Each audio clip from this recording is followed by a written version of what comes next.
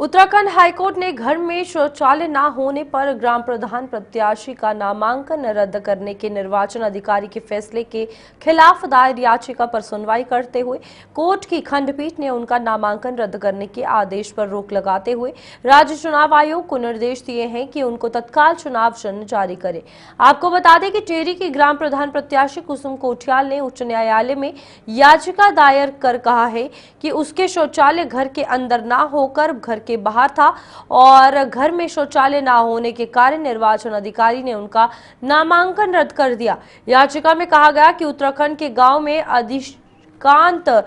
शौचालय घर के बाहर ही होते हैं और जरूरी नहीं है कि घर के अंदर ही शौचालय लोग बनाएं। आज माननीय उच्च न्यायालय में पंचायत चुनाव से संबंधित 2 याचिकाओं पर सुनवाई हुई थी, जिनमें एक याचिका कुसुम कोठियाल जी की थी जो ग्राम प्रधान के लिए लड़ना चाहती थी टिहरी जिले में उद्धव कांड ब्लॉक में, और उनके चुनाव में मुद्दा ये आ रहा था कि उनका नामांकन निरस्त कर दिया गया था इस ग्राउंड पर कि उनके घर में शौचालय नहीं था, जबकि याचिकाकर्ता की तरफ से कुसुम कोठियाल जी का कहना यही था कि उनके घर में शौचालय था, घर के अंदर नहीं था लेकिन घर के बाहर यानी कि घर के एम्बिट में था, और उनकी एक गौशाला भी थी तो उसके बीच में था, और इंक्वायरी रिपोर्ट में भी आया था कि 150 मीटर की दूरी थी। तो इसको माननीय उच्च न्यायालय ने प्रथम दृष्टया सही माना और निर्वाचन आयोग के इस फैसले को कि उनको चुनाव न लड़ने दिया जाए, इसको जो है प्रथम दृष्टया सही नहीं माना, और आज ये ऑर्डर किया है कि कुसुम कोठियाल को जो है उनका चुनाव चिन्ह इशू किया जाए और उनको ग्राम प्रधान के लिए कंटेस्ट करने दिया जाए। और इसी तरीके से सीता देवी जी का जो जिला पंचायत सदस्य ward number 10 Bhutsi village Jaunpur Tehri Garhwal के लिए कंटेस्ट कर रही थी,